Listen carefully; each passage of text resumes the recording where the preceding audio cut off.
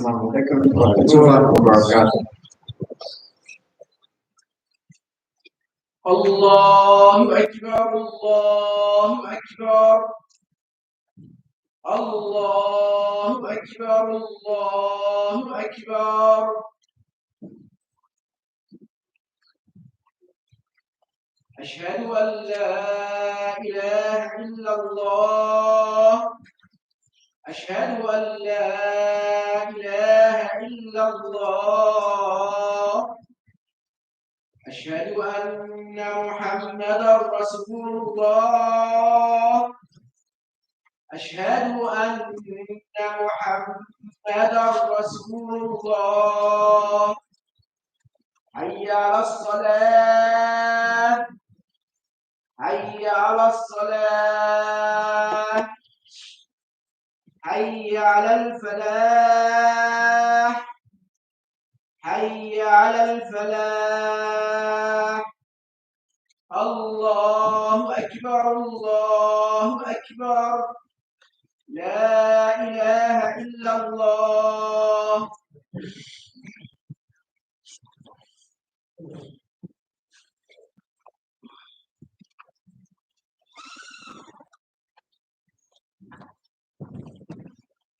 Bismillahirrahmanirrahim. Asyhadu an la ilaha illallah wahdahu la syarika lahu wa asyhadu anna Muhammadan rasulullah. Alhamdulillah nahmaduhu wa nasta'inuhu wa nastaghfiruhu wa nu'minu bihi wa natawakkalu alayhi.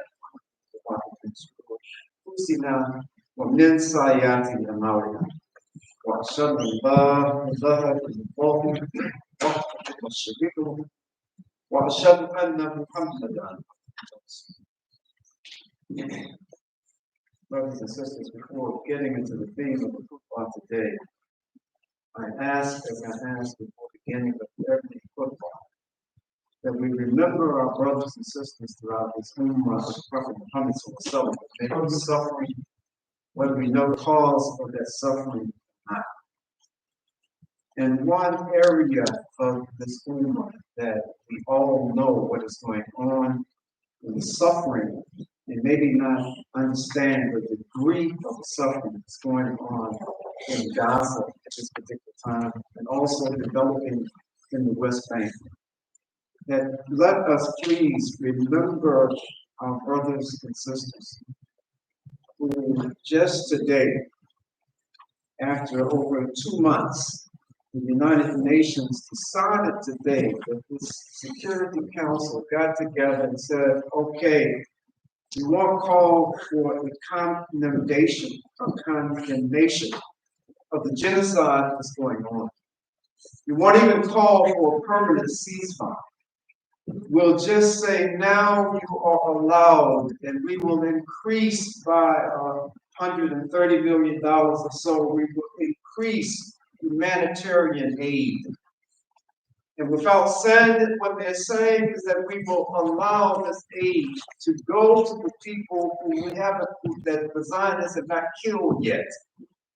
And then after, and if this aid gets to the people in time, before they starve to death or disease cause them to die as a result of the unsanitary conditions that have been created in Gaza. Now, if everyone's not dead, we'll take those supplies, this humanitarian aid that has been stopped at the border in Rafah and stopped at other ports and being allowed to come in to the people. So if anyone's still alive after this, and they're not dying from disease or starvation, then we will allow the bombing, the missiles, the drone attacks to begin again. Brothers and sisters, in all of my years, conscious years as a human being, I've never in my lifetime been able to see something, this kind of genocide. And the world continues to watch.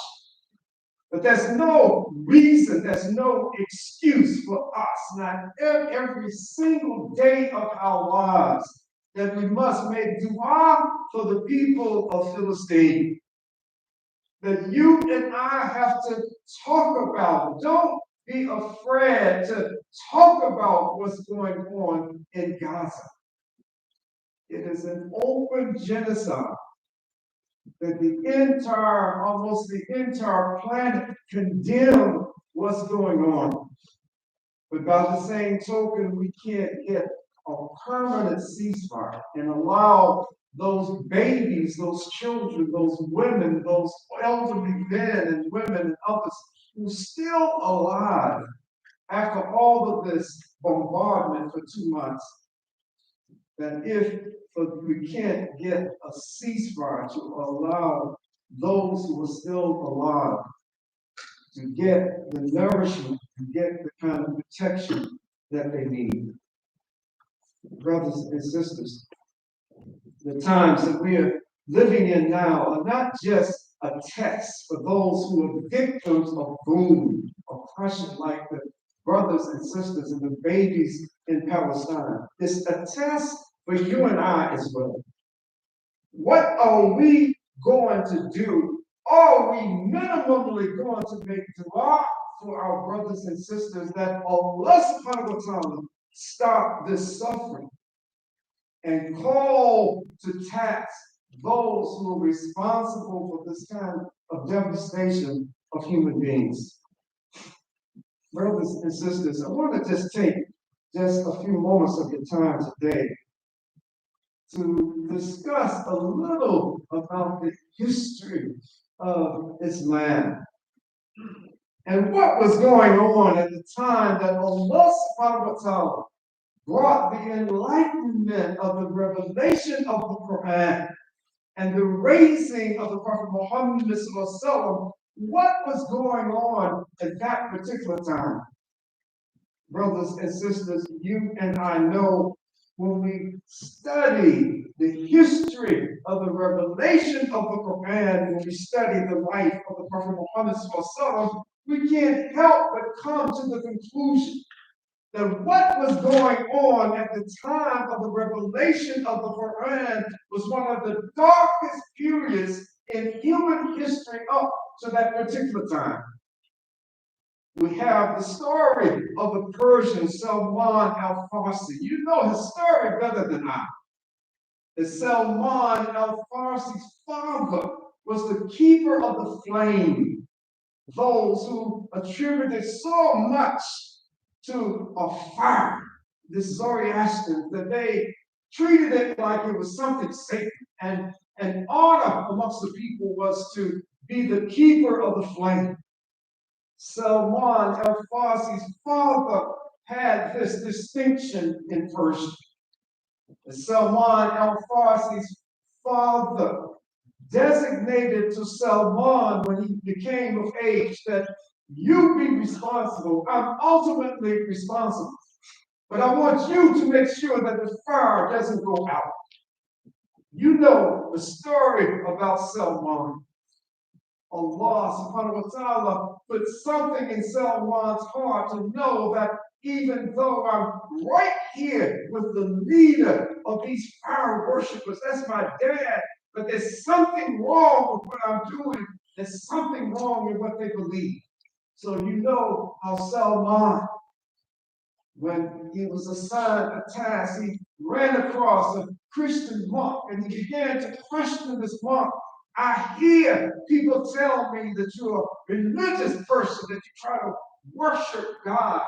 Tell me about your faith. And Salman would go that way every day. He would listen to this Christian monk. And then when the old man was about to die, Salman asked him, he said, who is it that I can go to who can continue the lessons that you give me? Because the man told him that I don't think I'm going to be on earth long. And he said, go to this particular monk.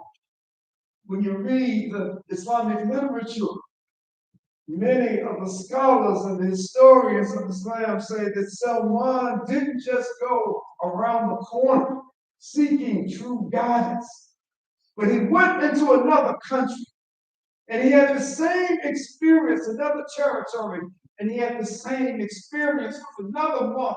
Who is it that can teach me after you go? And he said, go to this guy.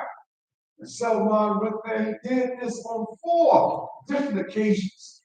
And when he got to that last monk, this is before the revelation of the Qur'an, the beginning of the prophetic mission of the Prophet Muhammad Sallallahu Alaihi Wasallam.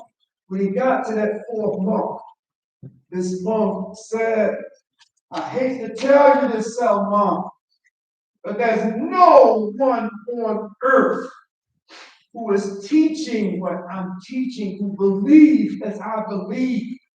I can't send you in good conscience to another monk because there's no one else who is worshiping Allah subhanahu wa ta'ala in the way that I'm teaching you. But then the monk said, okay, Salman, I'll tell you this. There's a town over there in Arabia called Yathrib. Go to Yathrib because a prophet is coming very soon.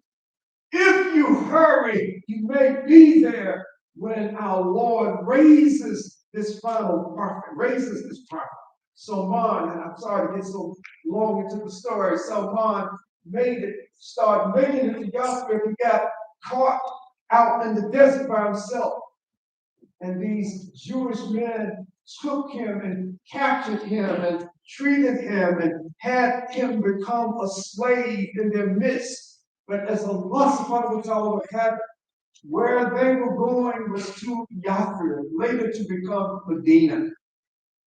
The story goes on to tell us, and this is in the authentic history, that when Salman was doing his labor for the day, he was pruning dates up in a tree in Yathrib, and he heard his so-called master and another one saying, we hear that a prophet is going to come, that he's going to come soon, and he's going to come to Medina. As Allah subhanahu wa ta'ala would have it, you know the rest of the story, that Salman, when being in the presence and hearing the message of Islam, immediately embraced this deen.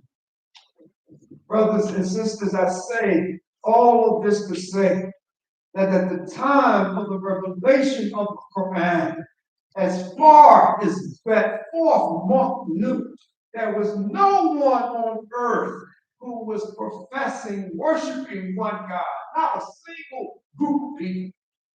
And maybe there were, and I take that back, there were individuals like we have in Mecca, that there were individuals who were believing in the religion of Ibrahim alayhi salam. There was no organized effort anywhere at that time to teach the people La ilaha illallah Muhammadur Rasulullah.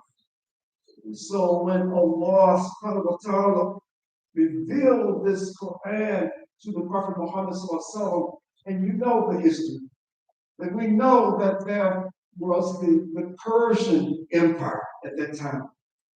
And that first movement of Islam under the leadership of Prophet Muhammad sallallahu alaihi wasallam, they were surrounded by the Persians. They were surrounded by the eastern part of the Byzantine, what was left of the Roman Empire. And then to the south, they had the Abyssinian Christian government empire there in North Africa. Brothers and sisters, this was one of the darkest periods in human history up to this particular time. Because, as I've mentioned, there were individuals who were believing and worshiping one God, but there was no movement to spread this message of La ilaha illallah amongst the people. So when Allah subhanahu wa ta'ala raised the Prophet Muhammad sallallahu alaihi wasallam for the guidance of mankind, again, it was a very dark period in human history. I don't have time to get into any specifics, but this was one of the darkest periods in human history at that particular time. So brothers and sisters, with the message of La ilaha illallah Muhammad Rasulullah sallallahu alaihi wasallam. Allah subhanahu wa ta'ala raised not just an individual prophet to call to the people, but Allah subhanahu wa ta'ala raised a group of men, women, and children to carry this message of submission to the world. That now Allah subhanahu wa ta'ala was reaching into one of the most illiterate area perhaps on the face of the earth at that time. That Allah subhanahu wa ta'ala was raising the light of Islam amongst these illiterate people. That Allah subhanahu wa ta'ala was giving strength and a kind of productivity that those in Arabia, and there was no record that they'd ever had anything like what was to develop under the leadership of the Prophet Muhammad sallallahu alaihi wasallam. And so, as this message, as you know better than I, as this message of submission to Allah subhanahu wa ta'ala began to spread amongst the people, the theme, the overriding theme, was that of the oneness of Allah subhanahu wa ta'ala, calling people not to individual leaders, calling people to accept Allah subhanahu wa ta'ala in the way that this prophet was commanding that we recognize who Allah is. He's not, as these Christians are saying, that he's one of three, that God is divided into three, that he's not, as others are saying. And so this absolute attachment to Allah is what we today we call this ta'alluq billah. But this is for individuals having this attachment to Allah subhanahu wa ta'ala, attachment to this total religion. But it starts with our attachment to Allah subhanahu wa ta'ala. Brothers and sisters, Allah subhanahu wa ta'ala revealed to the Prophet Muhammad sallallahu alaihi wasallam an ayah that captured what human beings should be about on this earth, what had been lost throughout the centuries, what had been lost amongst the generations of people. And this ayah is an ayah that we find in Surah An-Nam. And it reads, Bismillahirrahmanirrahim, Qul inna salati wa nusuki wa mahyaya wa mamati lillahi rabbil alamin. That verily my salat, my sacrifice, my living and my dying are for Allah, the Lord of mankind, the Lord of all the worlds. That this is the mantra, this is the mentality that all of us who say we believe in Allah subhanahu wa ta'ala in the last day, that our mentality, in order to achieve individually and collectively, our mentality has to be that of everything that I do on this earth is for Allah subhanahu wa ta'ala, that there is nothing that I can sacrifice for, nothing that I can do, no action that I can take that's not for the pleasure of Allah subhanahu wa ta'ala. There is a hadith where the Prophet Muhammad went on in a couple of very short hadiths help us understand how this manifests in our day-to-day life. The Prophet it said that the fear in Allah, that is was the fear of Allah in all matters, open and secret, and also to rely on the might of Allah subhanahu wa ta'ala rather than one's own resources. I want to just quickly give an example of how this translates into actual life. You and I know, as much as Muslims today as much as so many Muslims today are afraid to even say the word jihad, to even acknowledge that Allah subhanahu wa ta'ala has given us this thing called jihad. It's not just warring on people that the Prophet ﷺ made it clear, but the greatest jihad is that which we do to correct ourselves, to do what Allah subhanahu wa ta'ala would have us do. But there is a time, there is a place when Muslims must physically fight against those who are suppressing Islam and oppressing the earth. So Allah subhanahu wa ta'ala gave this ummah one of the greatest fighters and generals that the world has ever seen in Khalid ibn Walid. That this was a brother, when we look at his history before Islam, he joined the Muslims at a later stage. But before Islam, when he was fighting against other tribes and fighting against the Muslims, Khalid ibn Walid never lost a battle. When Allah subhanahu wa ta'ala rewarded him with this faith, he never lost a battle as the general over the Muslim forces.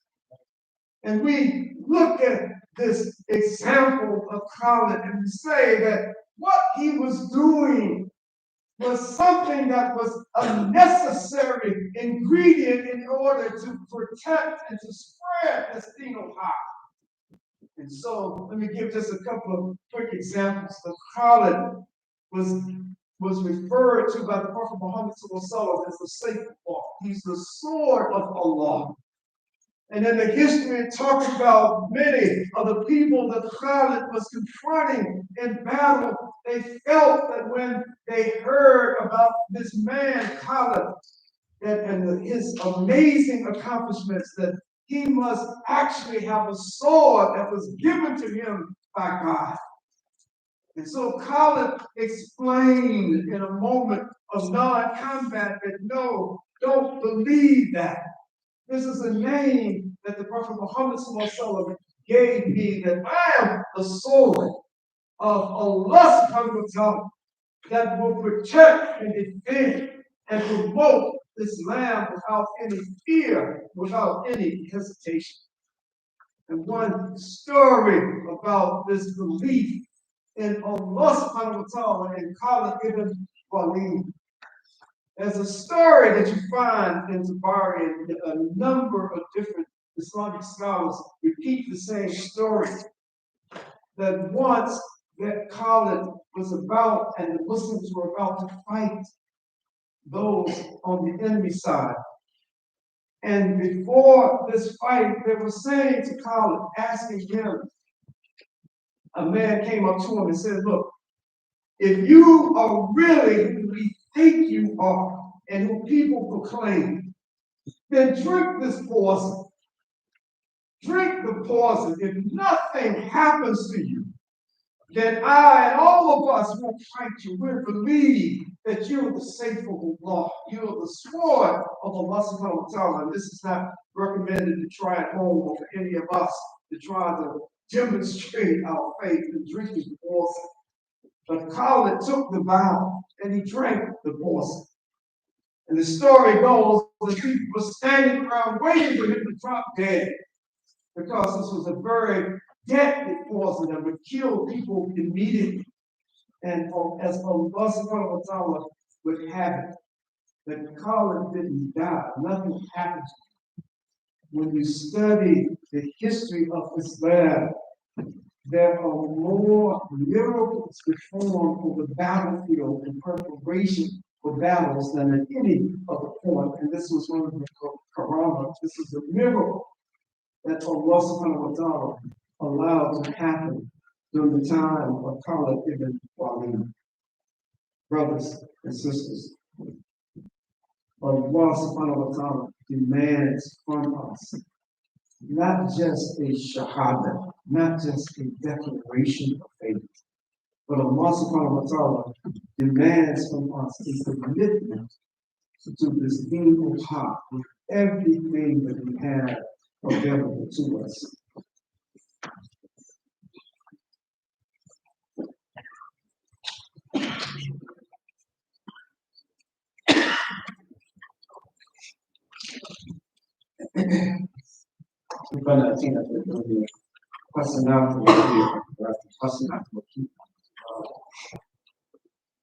All praises to Allah. We praise Him and seek His assistance against the evils of our minds and against the unsuccessfulness of our actions. Whosoever Allah guides, no one stray, and whosoever Allah calls to task as a result of his own wrong actions, no one can lead the right.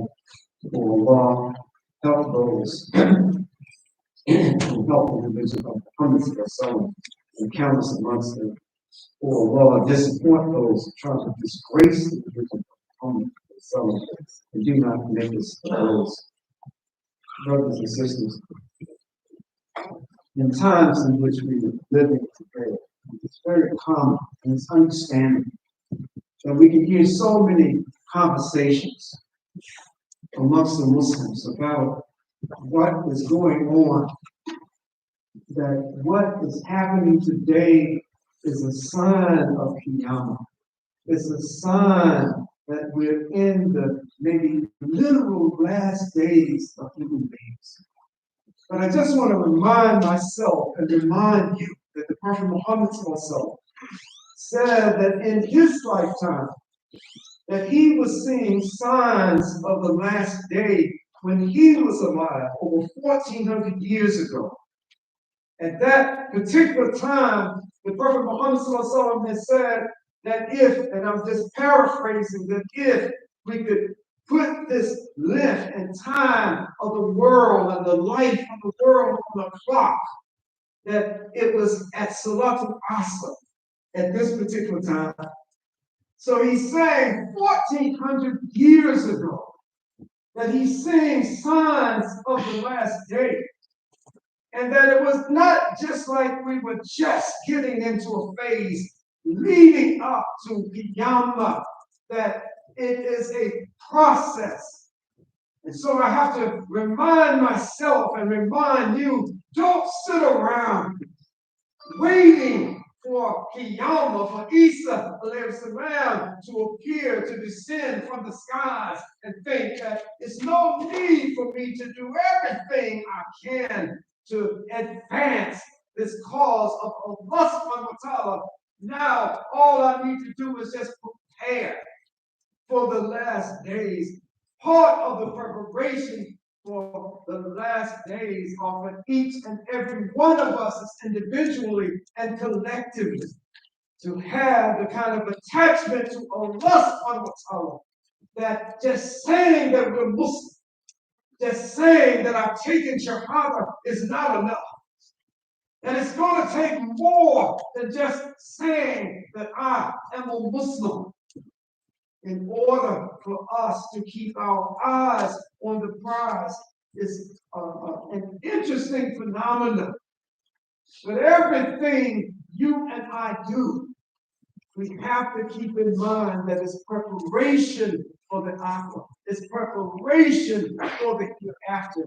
I'm doing this because I'm consciously aware that I must do whatever I humanly can to please Allah subhanahu wa ta'ala, to try to advance this deen of haq, to try to take a stand whenever and however we're able to against those who are trying to suppress and disgrace and humiliate the ummah of the Prophet Muhammad sallallahu alaihi wasallam.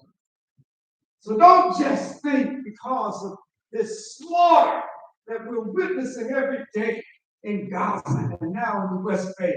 Don't think necessarily that this is the biggest sign that's happening at the third holiest mosque in all area of all of Islam, the land of the prophets, the land of the birth of Isa ibn Maryam, alayhi salam.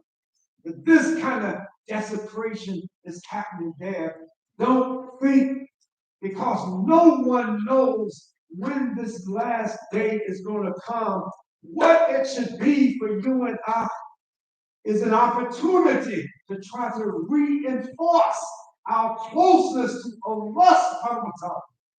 Make sure that when we're raised on Yom Kippur, and when Allah subhanahu wa ta'ala reminds us of this time that we're living in right here today, we're not going to be questioned about those who've come before us, except with the exception that Allah subhanahu wa ta'ala talks about the Ummah of the Prophet Muhammad sallallahu alaihi wasallam bearing witness that Prophet Nuh alayhi salam gave the message of Allah to the people that he was with for 950 years, when his people on Judgment Day would say, no, he didn't say nothing to us about you. And Allah would say, well, who can be a witness? And the witnesses would be the Prophet Muhammad and the Muslims. With that particular exception, we are not responsible for those who come before us, or those who will come after us, or the conditions that we live, that others have lived in. We are responsible, and we're going to be raised and questioned about what did you do? What did I do? Living in the times in which we live, what did we do to try to raise high the banner of Allah subhanahu wa ta'ala, to try to call the people to account for what they're doing, which is clearly against the will and the commands of Allah. We can't think that there's no need, that it's a hopeless situation in any place in the world at any time. And so therefore, I'll just concern myself about planting trees. Excuse me, these are good things that we should do. But when Allah subhanahu wa ta'ala, as He has given us the opportunity to take a stand against gloom, against oppression, has commanded us to take a stand, I humbly believe that on Qiyamah, when we're asked individually about what did we do when you saw all of this going on, what did you do? When you read about, you saw it on TV, when you saw it on YouTube, what did you do? Was there anything that you did in a small way to try to bring an end to the major boom, the major insult that we are facing today in the world? Brothers and sisters, in closing, each and every one Muslim, every one believer, all of us have the opportunity to make Jannah. It's a wonderful thing. It depends on the choices and decisions that we make in life when we're young, when we get middle age, and when we get older. That every one of us have this opportunity to get this eternal reward from Allah subhanahu wa ta'ala based on the actions and the decisions that we make in this world. And those who Allah has gifted with scholarship, they will have their reward. Those whom Allah subhanahu wa ta'ala has gifted, like Khalid ibn Walid, gifted with the physical capacity and knowledge to defend this ummah, they'll be given their reward. The martyrs will be given their reward. The everyday person, like we look into the Surah, the woman cleaning up the Masjid al-Nabi, and when she died, the Prophet Muhammad was upset. Nobody told her. She was so humble, such a humble, in the eyes of many people, insignificant person. And the Prophet Muhammad he asked about her and said, well, she died. And he was upset. Why didn't you tell me that she died? This is a believer. This is a believing woman who went to her grave and performed janazah over this seemingly insignificant person's grave. And so each and every one of us have an opportunity to do something It could be small, but let's do it, and it's good. Do it consistently with the understanding in our eye on the hereafter. That I'm doing this so that I could be one out of the 1,000 people that the Prophet Muhammad said will make it to Jannah. You hear that? 999 people that were created and placed on this earth. 999 out of 1,000 are going to Jahannam, going to the fire. And so let's keep our eye on the hereafter. Let's let our daily actions, the actions that we are consciously thinking, oh Allah, no matter how small this is, I don't have money to give. I don't have certain knowledge to share with others. But whatever I have, I'm doing it peaceably, Lord.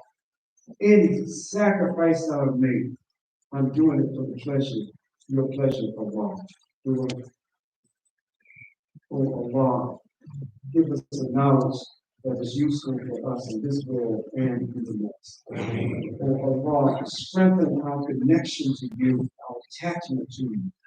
Guide our hearts to always be in submission to the will. And oh Allah, make not this ummah, but the Prophet Muhammad an object of test for the disbelieving people. And the brothers and sisters have quick announcements. The first task